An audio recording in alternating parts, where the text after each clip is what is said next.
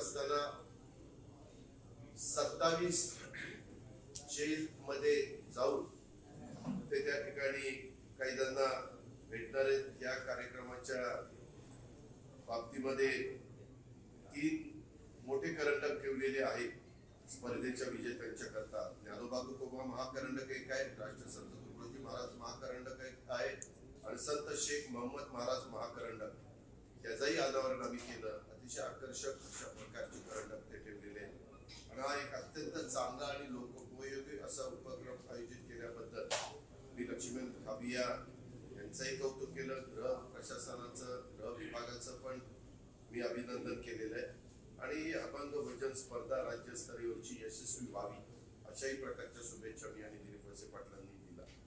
तुम्हाला सगळ्यांना माहिती आहे की कारागृह हा एक समाजाचा भाग आहे आणि कारागृहातले बंदीजन हे आपल्या समाजातील तुमच्या माझ्या घरातील लोकच असतात। कधीतरी रागाच्या संतापाच्या भरात क्षणिक चुकीनं त्यांच्याकडनं गुन्हा घडतो आणि तुरुंगात जावं लागतं। तुरुंगात जाणं ही जशी न्यायालयाने त्यांना दिलेली शिक्षा असते तसं सुधारण्यासाठी देखील दिलेली एक संधी असते आणि त्यामुळं कारागृहातील कैद्यांना सुधारण्यासाठी अधिक संधी देणं हे समाजाचं पण कर्तव्य आहे आणि सरकारचं पण कर्तव्य आणि त्याच्यातूनच या अभंग भजन स्पर्धेच्या माध्यमातून संत महात्मांच्या चांगल्या विचारांची उजळणी निश्चितपणे तिथं होईल।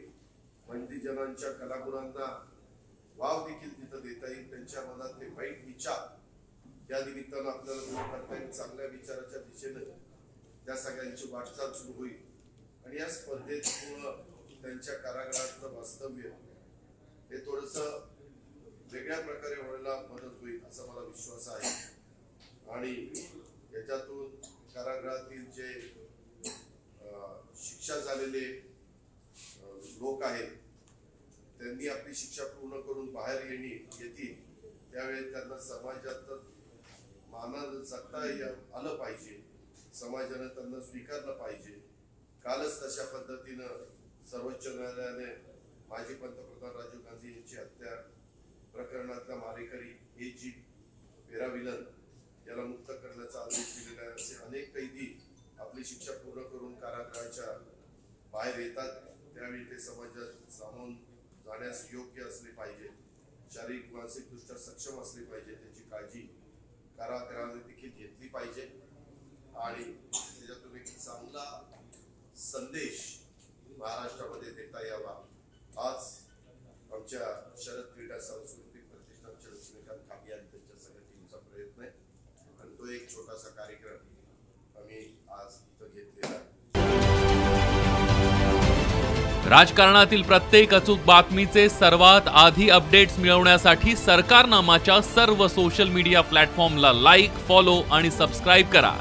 तसंच सर्व नोटिफिकेशनसाठी बेल आयकॉन प्रेस करायला विसरू नका।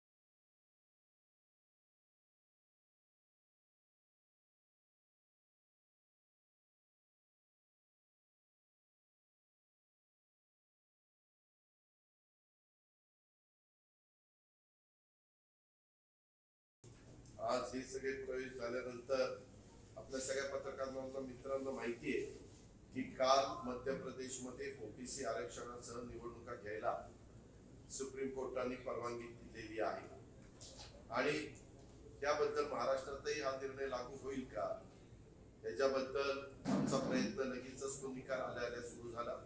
आम्ही संबंधित अधिकाऱ्यांशी बोललो. ऍडव्होकेट जनरल त्यांच्या वडिलांचं वर्ष श्राद्ध असल्यामुळं काल सोलापूरला गेलेले होते, परंतु तिकडनं आल्यानंतर आम्ही मुख्यमंत्री जरूर त्यांच्याशी पण बोलणार आहोत. विधी व न्याय खात्याशी पण आम्ही चर्चा केली, ग्रामविकास खात्याशी पण चर्चा केलेली आहे की बाबा निकाल हा आला तर त्या संदर्भामध्ये आपल्याला पण आमची सरकारची सगळ्यांची इच्छा हीच आहे, नुसती सरकारची नाही सर्व पक्षांची इच्छा आहे. कारण तुम्हाला माहिती आहे की ग्रामविकास आणि नगरविकास खात्याची बिलं जी आणलेली होती कायदा करण्याच्या करता त्याला एकमताने सर्वांनी पाठिंबा दिला. त्याच्यात राजकारण न येता जसं SC ST ला प्रतिनिधित्व मिळालं पाहिजे तसं ओबीसी वर्गाला पण प्रतिनिधित्व मिळालं पाहिजे. तो त्यांचा हक्क आहे, तो त्यांचा अधिकार आहे आणि म्हणून आपण तो प्रयत्न मनापासून करत आलेलो आहोत. त्याच्यात निकाल लागल्यानंतर वेगवेगळ्या प्रकारच्या बातम्या येतात. निकाल जर मध्य प्रदेश सारखा लागला असता तर सगळेच म्हणले असते आम्ही सगळ्यांनीच प्रयत्न केला, एकमताने प्रयत्न केला म्हणून झालं. पण निकाल थोडासा वेगळा लागला की याच्यात सरकार कमी पडलं वगैरे अशा प्रकारचे आरोप होतात. पण या संदर्भामध्ये आम्ही जी एक कमिटी केलेली आहे पाटील यांच्या अध्यक्षतेखाली, त्यांचंही काम चालू आहे आणि त्याच्यातून ज्यावेळेस त्यांचा अहवाल येईल तो अहवाल आल्यानंतर आम्ही जसं मध्य प्रदेश सरकार देखील पुन्हा सुप्रीम कोर्टामध्ये गेलं आणि सुप्रीम कोर्टाने तो निकाल दिला. आता सुप्रीम कोर्टाने काय निकाल द्यायचा हा त्यांचा अधिकार आहे, परंतु आम्ही त्याच धर्तीवर आमचं जून मध्ये हे सगळं कामकाज संपलं. पाहिल्या कमिटीचा रिपोर्ट आला की त्या संदर्भामध्ये आम्ही तिथं ते म्हणणं मांडणार आहेत आणि मध्य प्रदेशच्या धर्तीवर महाराष्ट्रामध्ये देखील 50%च्या पुढं जागा आरक्षित न जाऊ देता SC STच्या तिथं असणारं आरक्षण आणि मधल्या ज्या जागा राहतील 50%पर्यंत पोहोचवण्याच्या बद्दलच्या तिथं ओबीसींना त्या प्रमाणामध्ये प्रतिनिधित्व मिळावं असा आमचा सगळ्यांचा प्रयत्न राहणार आहे. आणि तशा प्रकारे आम्ही कामाला पण सुरुवात त्या ठिकाणी केलेली आहे. त्याच्यात आमचं ज्या अधिकाऱ्यांशी बोलणं व्हायला पाहिजे होतं त्या अधिकाऱ्यांशी पण काल निकाल आलेला बोलणंही झालेलं आहे. ते पण सगळे सकारात्मक वाटलेले आहेत आणि बघू प्रयत्न करणं आपल्या हातात असतं. प्रयत्न अंती परमेश्वर असं आपण म्हणतो, त्या पद्धतीने होईल अशी अपेक्षा आहे. हा बोला. जो वारंवार मुद्दा आहे तो इम्पेरिकल डाटाचा सरकारने इम्पेरिकल डाटा दिला म्हणून झालं असं जो आरोप केला जातोय त्याच्यावर काय म्हणणं आहे? त्याच्यावर हेच म्हणणं आहे इम्पेरिकल डाटा गोळा करण्याच्या करताच आपण पाटील यांचं अध्यक्षतेखाली ती समिती नेमलेली आहे. इम्पेरिकल डाटाच्या आम्ही काय मध्य प्रदेशने सादर केलं तेही बघितलं. त्यांनी या स्थानिक स्वराज्य संस्थांच्या मध्ये जी आरक्षण होती कुठल्या नगरपंचायत किती होतं, नगरपालिकेत, जिल्हा परिषद, तालुका पंचायत, महानगरपालिकेत किती होतं त्याचा सगळा डाटा दिला. तोही संपूर्ण डाटा आपण पुरवण्याचं काम हे इम्पेरिकल डाटा तयार करण्याच्या करता किंवा त्याच्यामध्ये पाटीलांचा अभ्यास खूप आहे. कारण त्यांनी केंद्र सरकारच्या स्तरावर पण या क्षेत्रामध्ये काम केलेलं आपल्या सगळ्यांच्या स्मरणात असेल आणि त्यामुळे त्यांचा प्रयत्न चालू आहे. आपल्याला कुठल्याही परिस्थितीमध्ये आम्ही शेवटपर्यंत ओबीसी समाजाला त्यांच्या प्रतिनिधित्व येणाऱ्या स्थानिक स्वराज्य संस्थांच्या मध्ये मिळालं पाहिजे अशा प्रकारचा मनापासूनचा प्रयत्न राज्य सरकारचा चाललेला आहे आणि आम्ही त्या निवडणुका जोपर्यंत मतदान येत नाही तोपर्यंत आम्ही आमचा प्रयत्न चालू किंवा मतदानापेक्षा फॉर्मची प्रक्रिया भरण्याची मुदत संपत नाही तोपर्यंत आमचा प्रयत्न चालू भाजपने जो आरोप केला आहे की ओबीसी जे आहे ओबीसीच्या आरक्षणाची हत्या झालेली आहे आणि त्यामुळे महाविकास आघाडीने राजीनामा द्यावा. मी आपल्याला सगळ्यांना सांगितलं ना, सभागृहामध्ये तुम्ही सगळ्यांनी पत्रकार मित्रांनी बघितलं ना, खालच्या सभागृहामध्ये वरच्या सभागृहामध्ये बिलं एकमताने पास झाली. सगळ्यांनी मिळून चर्चा केली, सर्व पक्षीय चर्चा झाली त्याच्यात वेगवेगळ्यांची वेगवेगळी मतं आली, वेगवेगळे विचार आले, त्याच्यातूनच पुढं न राजकारण आणतात तातडीनं उद्धव ठाकरे साहेबांच्या नेतृत्वाखाली कारवाई झाल्या आणि हे सगळं बिल पास झाल्यानंतर राज्यपाल महोदयांनी पण ताबडतोब त्या अध्यादेशावर त्या बिलावर सही केली आणि तो आपण प्रत्यक्षात आचरणात आणला. आजही सुप्रीम कोर्टाने तो हे ठरवलेलं नाही, एकादशी किंवा असं काही ठरवलेलं नाही. त्यांनी बोलताना सांगितलं की या प्रमाणामध्ये पुढच्या निवडणुका घ्याव्या. आमचं म्हणणं आहे की आताच्या निवडणुका होणाऱ्या ज्या प्रकारे आता मध्य प्रदेश घडलेला आहे तशाच पद्धतीनं महाराष्ट्राला पण इंटेलिजंट डाटा वगैरे जे न्याय व्यवस्थेला पाहिजे त्या सगळ्या गोष्टी तिथं सादर केल्यानंतर चांगल्यातले चांगले वकील देऊन कसं आपली बाजू प्रभावीपणे मांडून ओबीसी वर्गाला प्रतिनिधित्व मिळण्याच्या करता प्रयत्न करता येईल तो सगळं काम आम्ही करतो. त्या ठिकाणी महाविकास सरकार आहे.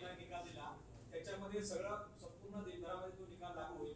6 दिवसामध्ये असं काय पाहिजे ठरलं की जे मध्य प्रदेशच्या सरकारच्या बाजूने सुप्रीम कोर्टाने सुप्रीम कोर्ट हे सर्वोच्च आहे. कायद्याचा संविधानाचा सगळ्यांचा म्हणजे आपण आदर केला पाहिजे. न्याय व्यवस्थेने दिलेला निकाल हा आपण त्याचं स्वागतच करतो, परंतु आमची अपेक्षा आहे की आम्ही पण इंटेलिजंट डाटा देऊ. त्याच्यामध्ये जसं मध्य प्रदेश सरकार दुसऱ्यांदा सुप्रीम कोर्टामध्ये गेलं आणि हा निकाल मिळवला तसा आम्ही पण निकाल मिळवण्याचा प्रयत्न. 7 दिवसामध्ये तो एम्पिरिकल डाटा हा एक चर्चेचा विषय नाही का? मला त्याबद्दल मी तुम्हाला सांगितलं ना की न्याय व्यवस्थेच्या बद्दल आपल्याला अधिकार आहे, आपण पत्रकार आहे, आपण कुठलाही प्रश्न विचारू शकता, परंतु उत्तर देताना आम्हाला काही जबाबदाऱ्या आहेत. आम्ही जबाबदारीचं भान घेऊन उत्तर दिलं पाहिजे. त्याच्यावर त्यांनी दिलेला निकाल हा सर्वांच्या समोर आहे. दादा बीजेपी का ऐसा स्वागत आहे. दादा बीजेपी का ऐसा राज्यसभेच्या संदर्भामध्ये मी मागे देखील सांगितलेलं आहे की 6 जागा आहेत. कोट्याचा विचार केला तर त्यामध्ये साधारण 2 जागा भाजपच्या आरामात निवडून येतात आणि काही मतं थोडी त्यांच्याकडे शिल्लक राहतात. शिवसेनेच्या 1 जागा आरामात निवडून येते, परंतु एका जागेच्या संदर्भातली बऱ्यापैकी मतं शिवसेनेकडे शिल्लक राहतात. राष्ट्रवादीकडे 1 जागा आरामात निवडून येऊन काही मतं शिल्लक राहतात, कारण हे मतदान दाखवून करायचं असतं, त्याच्यावर काही फुटाफुटीचा प्रश्न नसतो. आणि काँग्रेसची 1 जागा निवडून येऊन 2-3 मतं, कोटा कितीचा 42 आला तर 2 मतं त्यांच्याकडे असतील, 41 आला तर 3 मतं असतील आणि अपक्ष अशा पद्धतीनं आहे. मागच्या वेळेस निवडणुकीमध्ये आम्हाला 1 जागा असताना पण पवार साहेबांच्या शब्दाखातर उद्धव ठाकरे साहेबांनी मनाचा मोठेपणा दाखवलेला होता आणि त्यांचा कोटा आम्हाला द्यायचं कबूल केलेलं होतं, शिल्लक कोटा. त्यामुळे आमच्या 2 जागा गेल्या, शिवसेनेची 1 जागा गेली आणि आपल्या काँग्रेसची 1 जागा गेली आणि मला वाटतं 2 जागा भाजपच्या गेल्या. असंही सगळं झालेलं होतं. त्यावेळेस पवार साहेबांनी त्यांना कबूल केलेलं होतं की पुढच्या वेळेस 2 वर्षांनी निवडणुका, दर 2 वर्षांनी निवडणुका येतात, तर 6 वर्ष पूर्ण झालेल्या, तर त्या पद्धतीनं साहेबांनी कबूल केलेलं होतं.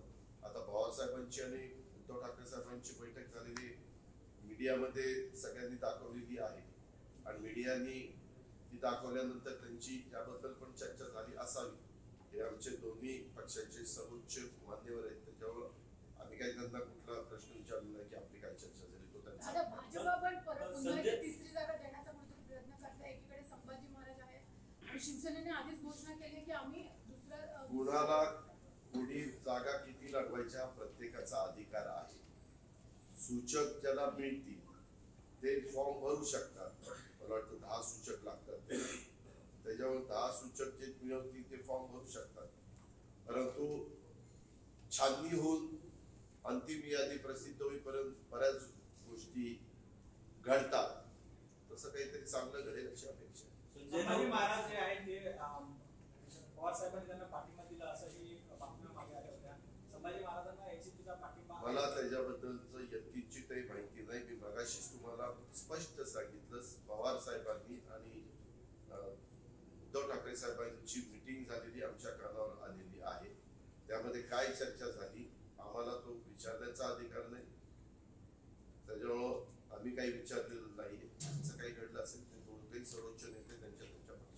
म्हणजे त्या त्या पक्षाचे आहेत. दादा नाना पटोले यांनी पुन्हा एकदा आक्षेप घेतलाय प्रभाग रचना जी झाली आहे ती कुठेतरी मित्र पक्षांना आणि विशेषतः काँग्रेसला अंधारात ठेवून झाली आहे. त्यांनी शिवसेनेबाबत ते नाराजी व्यक्त करत कोर्टात जाण्याचा इशारा दिला. प्रभाग रचना ही निवडणूक आयोगाच्या नेतृत्वाखाली झालेली आहे. त्यावेळेस आपण जे बिल पास केलेलं होतं ते बिल पास झालेलं नव्हतं. तुम्हाला चांगलं आठवत असेल की त्यावेळेस जे निवडणूक आयोगाचे प्रमुख आहेत त्यांनी सूचना दिली, त्या पद्धतीनं प्रभाग रचना झाली. त्याच्यानंतर त्यांनी पुन्हा IAS ऑफिसर प्रत्येक महानगरपालिकेला नेमलेले होते की तुम्ही पण ते पुन्हा तपासा. त्यांनी तपासलं, त्याच्यात हरकती मागवलेल्या होत्या. त्या हरकती पण मागून त्यांना जो काही निकाल द्यायचा तो दिला आणि त्याच्यानंतर ते प्रसिद्ध झालेलं आहे. त्याच्यामुळं त्यांच्या आरोपात कितपत तथ्य आहे मला काही माहित नाही. मला त्याच्याबद्दल जास्त काही बोलायचं नाही. दादा हिंदी में ओबीसी आरक्षण पे कि बीजेपी का ऐसा आरोप है कि महाविकास आघाड़ी सरकार एम्पिरिकल डाटा बनाने की बजाय वो बयानबाजी करती रही, केंद्र पे आरोप लगाती रही. आयोग बनाया, उसको फंड नहीं दिया, फंड बहुत लेट दिया और नतीजा देरी हो गई और उनकी लापरवाही की वजह से मध्य प्रदेश सरकार को मिल गया लेकिन खुद को नहीं मिला. आपको सबको पता है जब उसके बारे में बिल लाना उसका जरूरत थी तब तुरंत मध्य प्रदेश ने जिस प्रकार का बिल लाया था उसी प्रकार का बिल हमने भी लाया. एक मत से वो मंजूर किया, असेंबली में किया, काउंसिल में किया, दोनों जगह एक मत से मंजूर हुआ. राज्यपाल महोदय ने भी साइन की और वो बिल वो उसके बारे में कायदा तैयार हो गया. हमने पूरी कोशिश की है. ठीक है, अभी जो हुआ है वो हुआ है, लेकिन आज भी महाविकास आघाड़ी की गवर्नमेंट ये आने वाले चुनाव उसमें ओबीसी को प्रतिनिधित्व एज ए कैंडिडेट के रूप में मिलना ही चाहिए, ऐसे हमारी कोशिश चल रही है. एम्पिरिकल डेटा को लेकर बीजेपी सवाल उठा रही है. 3 साल का वक्त लगभग कंप्लीट हो गया लेकिन अब तक ये सरकार एम्पिरिकल डेटा जमा नहीं कर पाई जिसकी वजह से ये कोर्ट में फेल हुआ. हमने भाटिया के नेतृत्व में एक कमेटी उसकी तैयार की है और वो कमेटी का काम जोरों से चालू है. शायद जून महीने में वो एम्पिरिकल डाटा अपने को मिल सकता है. वो मिलने के बाद तुरंत हम अच्छे लॉयर को साथ बात करके एक के साथ बात करके सलाह लेके सुप्रीम कोर्ट में जाने वाले हैं. क्या आघाड़ी सरकार बहुत गंभीर नहीं है इस मुद्दे पे लेके? बहुत गंभीर है, बहुत गंभीर है. स्टैम्प पे लिख के दो. बहुत राज्यसभा चुनाव को क्या हुआ है आज वो डिसीजन ऐसा नहीं आया आता और मध्य प्रदेश को जैसा डिसीजन मिला वैसा हमें भी मिलता तो हम सबने मिलके ये किया. ऐसे हर एक का स्टेटमेंट बाहर आ सकता लेकिन हम पीछे रह गए थे. लेकिन सुनो ना, तो ये नहीं हुआ. इसीलिए अभी हम गवर्नमेंट में तो गवर्नमेंट को ठोको, गवर्नमेंट के खिलाफ बोलो कि उनकी गलती है वो कम पड़े उसमें. लेकिन मैंने आपको बताया कि हमारी पूरी कोशिश जब तक चुनाव के फॉर्म भरने का अंतिम डेट डिक्लेयर नहीं होती तब तक हमारी कोशिश चालू है. दादा राज्यसभा चुनाव की 6ठी सीट को लेकर चुनाव जो दिलचस्प हो रहा है, आपको लगता है शिवसेना की जो घोषणा है कि वो दूसरी सीट भी चुनाव लड़ेगी, तो क्या वाकई में चुनाव होता दिख रहा है आपको या फिर जो हमेशा हुआ है उनका अधिकार है. पिछले दफा उन्होंने उनके सरप्लस वोट हमें राष्ट्रवादी को देने के लिए उन्होंने तैयारी दिखाई और सबका उन्होंने सुना और तब पवार साहब बोले थे नेक्स्ट टाइम हम हमारा जो भी सरप्लस वोट है वो आपके कैंडिडेट को देने के लिए हम जरूर आपको मदद करेंगे. ऐसा 2 साल पहले हुआ था. अनेक दिवसापासून अजूनही त्यावर तोडगा नाहीये. राज्यपाल महोदय काही यावर विचार करतात? ते म्हणतात की मला नावं आलेली आहेत, मी विचार करतोय. नियमाने कायद्याने किती दिवसात त्यांनी त्याचा विचार करून सही करायची असं कुठंच घटनेमध्ये नसल्यामुळं अजून काही अंतिम निर्णय झाला नाही. पण आमची ज्यावेळेस कुठल्या कार्यक्रमाच्या निमित्ताने भेट होती, कधी गव्हर्नर हाऊसला भेट होती, त्यावेळेस बोलताना पॉझिटिव्ह बोलतात. अरे करेंगे अजित जी क्यों फिक्र करते हो, करेंगे. महाविकास आघाडीची जी 6वी आपण म्हणताय की 6वी जागा जर लढवता शिवसेना लढवते तर मॅजिक फिगर जी आता संख्याबळ आहे त्यानुसार 6वी जागा स्पष्ट निघून आपल्याला सांगतो ही राज्यसभेची निवडणूक आहे. आपला प्रश्न जर विधान परिषदेची निवडणूक असती, आमदारांना आमदार निवडून देण्याची जी प्रक्रिया आहे ती, त्याच्यात गुप्त मतदान असतं, त्याच्यात कळत नाही आतमध्ये कुणी कुठं मतदान केलं. यामध्ये मी जर आता राष्ट्रवादीचा आमदार आहे, तिथं आतमध्ये राष्ट्रवादीनं जो पोलिंग एजंट नेमलेला आहे, मी मतदान केल्यानंतर मला ते माझं मत त्याला दाखवावं लागतं आणि मग पेटीत टाकावं लागतं. बीजेपीला त्यांच्या त्याला प्रतिनिधित्वाला दाखवावं लागतं. असं सगळ्यांचं आहे. त्याच्यात फुटाफूट प्रकारच होत नाही. बाद प्रकार व्हायचा प्रश्नच नाही, कारण मत दाखवूनच टाकायचंय. त्यांची आकडेवारी आहे त्या आधारावर 6वी जागा स्पष्ट तुमच्या मदतीने निघेल असं वाटतं. आज जर तसा विचार केला तर 2 जागा भाजपच्या, 1 जागा मी 100% जागा निवडून येतात ते सांगतो. 2 भाजपच्या, 1 काँग्रेस, 1 राष्ट्रवादी काँग्रेस, 1 शिवसेना.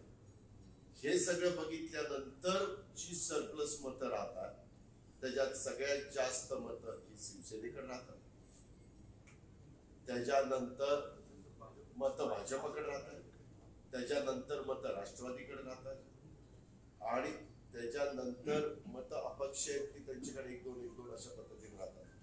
परंतु मला जो गेल्या 30 वर्षाचा अनुभव आहे राजकीय जीवनातला, 30-32 वर्षाचा, त्याच्यात आम्ही बघितलं सहसा स्वतंत्र विचाराचे किंवा छोटे पक्ष रुलिंग पार्टीचं ऐकतात, कारण त्यांची कामं असतात किंवा त्यांचे संबंध डेव्हलप झालेले असतात. अशा पद्धतीनं घडतं. आता बघू काय होतं ते. दादा एक सवाल है, औरंगजेब की कब्र को लेकर महाराष्ट्र में सियासत काफी तेज है. औरंगजेब की कब्र के जो दर्शन करने लोग जाते हैं वहां तक बंद कर दिया. क्या लगता है पूरा माहौल महाराष्ट्र में खराब करने की माहौल महाराष्ट्र में खराब न होने के कारण वैसा डिसीजन किया है. खराब नहीं होना चाहिए इसीलिए किया है. जैसे ज्ञानवापी जे मस्जिद आहे कर दी गई है, ज्ञानवापी को लेकर जिस तरह से सियासत में देश में चल रही है, नहीं, वो महाराष्ट्र में किस तरह? मैं महाराष्ट्र का सवाल पूछूं, हमेशा मैं आपको बताता हूँ, सेंट्रल का बारे में मैं ज्यादा मेरा मत प्रदर्शित नहीं करता. उसके बारे में हमारे स्पोक्समैन बात करेंगे, हमारे नेशनल लीडर बात करेंगे, मेंबर ऑफ पार्लियामेंट बात करेंगे. सर भीड़ की ये घटना है, एक विवाहिता है जो कि पुलिस सिपाही भर्ती होने के लिए प्रैक्टिस करती थी सुबह. 5 मई को उसके 2 रोड रोमियो गए, उन्होंने कहा कि स्टाफ निकालो, फोटो निकालना है. उससे विरोध किया तो उसे चाकू से मारा और उस पुलिस सिपाही की गिरफ्तारी बहुत गंभीर रूप से करती थी, बेहोश सी होती थी. अब जाके होश में आई है. उस पर आप क्या कहेंगे? उसके बारे में इंक्वायरी चालू है. हमारे गृह मंत्री ने, होम मिनिस्टर ने उसके बारे में सख्त आदेश दिए हैं कि ये जिसने किया है उसको, उसके खिलाफ कडक कारवाई होनी चाहिए. दादा, आदिवासी मंत्र्यांबाबत तक्रारी आल्या होत्या की आमदारांना न विचारता डायरेक्ट पदाधिकारी किंवा कंत्राटदारांना ग्रामविकास आणि आदिवासी खात्यांनी अशा पद्धतीने कंत्राट दिली होती. मुख्यमंत्र्यांनी कुठेतरी ही जी कामं आहेत त्याला स्थगिती दिलेली आहे. 20हून अधिक आमदारांनी तक्रारीचं पत्र लिहिलं मुख्यमंत्र्यांना. माझ्याही कानावर आलं. खरं तर आघाडी सरकार ज्यावेळेस अस्तित्वात आलं त्यावेळेस असं ठरवलं होतं की महाविकास आघाडी सरकारला ज्यांनी आमदारांनी पाठिंबा दिलाय त्यांच्या मतदारसंघामध्ये त्यांना विश्वासामध्ये घेऊनच कामं झाली पाहिजे.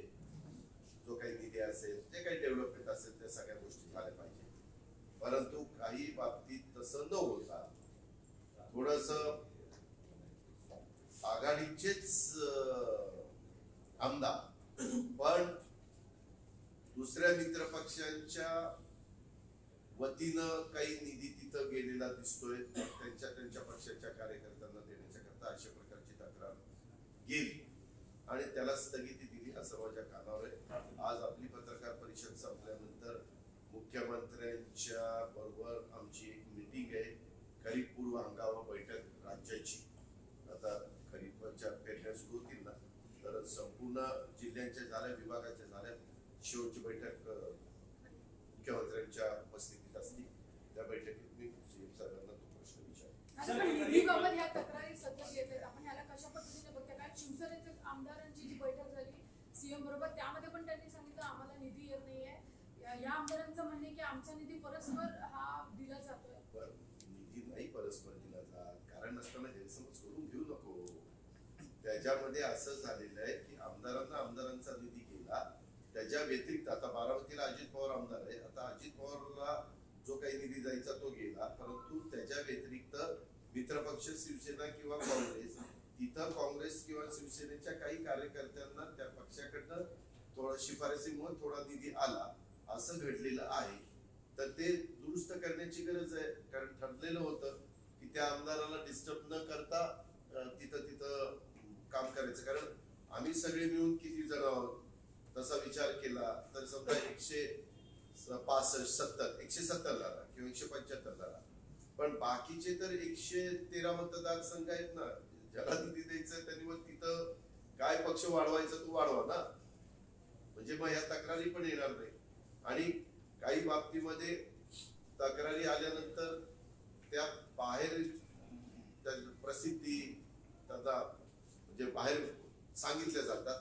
आमच्याही आमदारांच्या तक्रारी आहेत, परंतु आम्ही त्यांना सांगतो की बाबा नाही, भांड्याला लागतं, थोडं समजून घ्या, असं करून आम्ही त्यांना समजून सांगण्याचा प्रयत्न करतो. त्याच्यामुळं आमच्या आमदारांनी केलेल्या तक्रारीच्या बातम्या बाहेर येत नाही आणि इतरांच्या येतात, त्याच्यावर त्यांची चर्चा होती. सर, कांद्याचा प्रश्न आहे. शेतकऱ्यांकडून कांदा कमी पैशात घेतला जातात, पण मार्केटमध्ये रेट मात्र तशाच्या तशाच आहे. त्यामध्ये शेतकऱ्यांकडून मात्र 2-3 रुपये किलो. 2 दिवसापूर्वी मुख्यमंत्र्यांच्याकडे एक बैठक झाली होती ऊसाच्या बद्दल, तुम्हाला आठवत असेल, मंगळवारी झाली होती. त्यावेळेस दादाजी भुसेने हा प्रश्न काढलेला होता. आम्ही बाळासाहेब थोरात, मुख्यमंत्री सगळेजण होतो, त्याची चर्चा झालेली आहे. ताबडतोब केंद्र सरकारला पण हस्तक्षेप करून त्यांची किंमत, आधारभूत किंमत जी असती ती वाढवण्याच्या करता, कारण आता मिळणारी किंमत ही फार कमी आहे, असं करून त्यांनाही कळवायचंय आणि थोडस त्याचा आपल्याला साठा करता येईल का, काय मार्ग काढता येईल त्याचे पण बद्दल माहिती घेऊन आज कदाचित त्याबद्दलची थोडीफार चर्चा होईल. माहिती घ्यायला सांगितली होती, कारण त्या दिवशी मीटिंगला डवले पण होते, साखर आयुक्त पण होते, सहकार सचिव पण होते, असे बरेच जण होते. महाराष्ट्र में कई इलाकों में सूखे जैसी स्थिति बनती जा रही है, महाराष्ट्र सरकार किस तरह से वहाँ के किसान को राहत देगी? बहुत अच्छी तरह से राहत देगी, इसको फिक्र करने की जरूरत नहीं, क्योंकि अभी बारिश तो अपने केरल तक पहुंच रही है, केरल के बाद वो कोकण में आती है और बीच में भी आपको पता होगा कुछ डिस्ट्रिक्ट के लिए येलो अलर्ट डिक्लेयर किया था. गर्मी कुछ एरिया में कम हुई, कुछ एरिया में बारिश भी गिरी, उसमें से भी नुकसान हुआ. आपको पता है एनडीआरएफ एसडीआरएफ की तरफ से जो भी पूरे देश के लिए डायरेक्शन देते हैं कि ऐसी सिचुएशन तैयार होने के बाद जो फार्मर्स का नुकसान हो जाता है तो क्या उनको मदद देनी चाहिए. वो स्टैंडिंग ऑर्डर हमने हर एक कलेक्टर को हर एक प्रांत को दिया है और उनका काम चालू.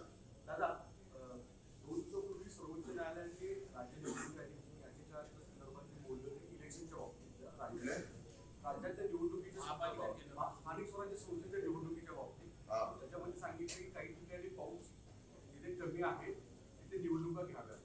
आता मुळात असा अनेक महाराष्ट्रामध्ये अनेक जिल्हे आहेत की ज्यामध्ये एका ठिकाणी 2 वेगवेगळ्या भागांमध्ये पाऊस पडतो, काही भागांमध्ये पडत नाही असं पडतं. राज्य सरकार राज्य निवडणूक आयोगाला काही विशेष मागणी करत आहे, कारण की मध्ये जुलै महिन्यापर्यंत ज्यावेळेस सुप्रीम कोर्टाचे आदेश असतात त्यावेळेस सुप्रीम कोर्टाचे आदेश हे अंतिम असतात, त्याच्यामध्ये बाकीच्यांना कुणाला ढवळाढवळ करण्याचा अधिकार नसतो.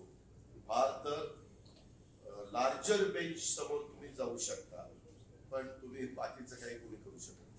याचा अर्थ की जुलै महिन्यापर्यंत तो अधिकार आता सुप्रीम कोर्टाने